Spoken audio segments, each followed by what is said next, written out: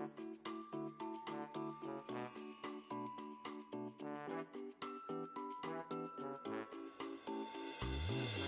วัสดีค่ะพบกับ 2J Handmade Knitting และโครเชต์กันอีกครั้งนะคะ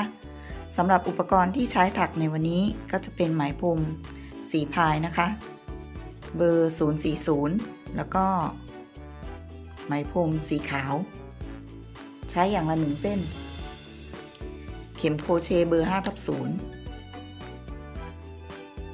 เดี๋ยวเรามาดูวิธีถักกันเลยนะคะ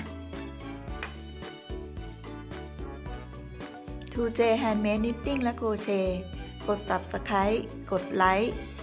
กดแชร์กันด้วยนะคะขอบคุณค่ะ